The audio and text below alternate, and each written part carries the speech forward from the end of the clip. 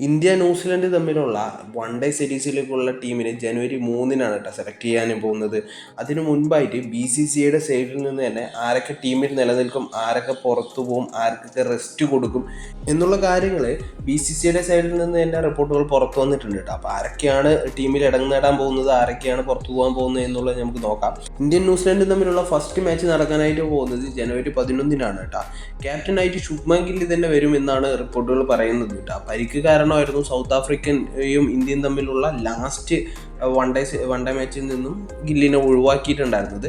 അതിനുശേഷം T20 world കപ്പിലേക്കുള്ള team select ചെയ്ത സമയത്തും ഗില്ലിനെ ഒഴിവാക്കിയിട്ടുണ്ടായിരുന്നു കേട്ടോ. പരിക്ക് മാത്രമല്ല ടീമിൽ നിന്നും മാറ്റി നിർത്താൻ കാരണം എന്നുള്ളത് മെയിൻ റീസൺ ആയിരുന്നു അദ്ദേഹത്തിൻ്റെ ഫോം ഔട്ട് കേട്ടോ. പക്ഷേ അതിനുശേഷം വരാൻ പോകുന്ന വൺ ഡേ സീരീസിൽ എന്തായാലും അദ്ദേഹം ക്യാപ്റ്റനായിട്ട് തന്നെ ഇന്ത്യൻ ടീമിൽ വരുമെന്നാണ് റിപ്പോർട്ടുകൾ പറയുന്നത്. അതിനുശേഷം നോക്കുകയാണെന്ന് പറഞ്ഞു കഴിഞ്ഞാൽ വിരാട് കോഹ്ലിയും രോഹിത് ശർമ്മയാണ് കേട്ടോ. അവരെന്തായാലും അവരുടെ അതേ സ്പോട്ടിലേക്ക് തന്നെ നിലനിൽക്കും എന്നുള്ള കാര്യം 100% ഷുവർ ആയിട്ടുള്ള കാര്യമാണ്.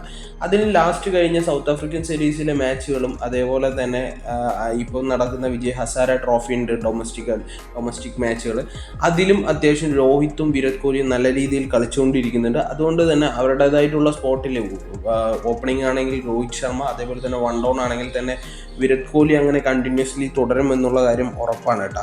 പിന്നെ മറ്റൊരു വ്യക്തി ആരാണെന്ന് പറഞ്ഞാൽ ശ്രേയസ് അയ്യരാണ് കേട്ടോ. ശ്രേയസ് അയ്യർ ഇന്ത്യൻ ടീമിലേക്ക് വൈസ് ക്യാപ്റ്റനായിട്ട് തിരിച്ചു വരും എന്നുള്ള കാര്യം ഒരുപാട് റിപ്പോർട്ടും കാര്യങ്ങളൊക്കെ വന്നിട്ടുണ്ടായിരുന്നു. ഓസ്ട്രേലിയയുമായിട്ട് നടക്കുന്ന വൺ ഡേ സീരീസിനിടയിലായിരുന്നു കേട്ടോ അദ്ദേഹത്തിന് വാര്യലിൻ്റെ ഒരു പരിക്ക് കാരണം അദ്ദേഹം ടീമിൽ നിന്നും പോയത്. അതിനുശേഷം നടന്ന മാച്ചുകളിലൊന്നും അദ്ദേഹത്തിന് ഉൾപ്പെടുത്തിയിട്ടുണ്ടായിരുന്നില്ല. പക്ഷേ പരിക്കൊക്കെ മാറി തിരിച്ച് ടീമിലേക്ക് വരാൻ നിൽക്കുന്നു എന്നുള്ള ന്യൂസുകൾ വരുന്നതിനിടയിൽ പരിക്ക് പൂർണ്ണമായിട്ട് മാറിയിട്ടില്ല എന്നാണ് ഇപ്പോഴത്തെ റിപ്പോർട്ടുകളും BCCIയുടെ സൈഡിൽ നിന്നൊക്കെ റിപ്പോർട്ടുകൾ വന്നിരിക്കുന്നത്. അതുകൊണ്ട് തന്നെ അദ്ദേഹത്തിന് റെസ്റ്റ് കൂടുതൽ കൊടുക്കുമെന്നാണ് അറിയാൻ പറ്റിയിരിക്കുന്നത്. അപ്പോൾ അതുകൊണ്ട് തന്നെ വൺ ഡേ സീരീസിലേക്ക് അദ്ദേഹത്തിന് ഒഴിവാക്കാൻ ചാൻസ് ഉണ്ട് കേട്ടോ. ിലേക്ക് തിരിച്ചു വരുന്ന മറ്റൊരു വ്യക്തി ആരാണെന്ന് പറഞ്ഞാൽ അത് ഹാർദിക് പാണ്ഡ്യയാണ് കേട്ടോ. ഹാർദിക് പാണ്ഡ്യയുടെ കാര്യം പറയുന്ന സമയത്ത് കുറച്ച് കാലങ്ങളായിട്ട് T20 പ്ലെയറായിട്ട് ഒതുക്കി വെച്ചിരിക്കുന്ന T20 ഓൾറൗണ്ടർ പ്ലെയറായിട്ട് ഒതുക്കി വെച്ചിരിക്കുന്ന ഒരു പ്ലെയറാണ് കേട്ടോ ഹാർദിക് പാണ്ഡ്യ.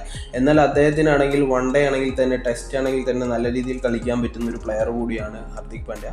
അദ്ദേഹത്തിന് പക്ഷേ T20 പ്ലെയറാക്കി മാറ്റിക്കൊണ്ടിരിക്കുന്നു. പക്ഷേ ഇനി അങ്ങോട്ട് അദ്ദേഹത്തിന് ആ ഒരു ഓൾറൗണ്ടർ പദവി കൊടുത്തുകൊണ്ട് തന്നെ ടീമിൽ നിലനിർത്തുമെന്നാണ് റിപ്പോർട്ടുകൾ പറയുന്നത്. അതുകൊണ്ട് തന്നെ ന്യൂസിലൻഡുമായി നടക്കുന്ന വൺ ഡേ സീരീസിൽ അദ്ദേഹം തിരിച്ചു വരുമെന്ന് കൂടിയിട്ട് പറയുന്നുണ്ട്. അടുത്തൊരു പ്ലെയർ ആരാണെന്ന് പറഞ്ഞാൽ ബുംറയാണ് കേട്ടോ. ബുംറനെ വൺ ഡേ സീരീസിൽ റെസ്റ്റ് കൊടുക്കുമെന്നാണ് അറിയാൻ പറ്റിയിരിക്കുന്നത്.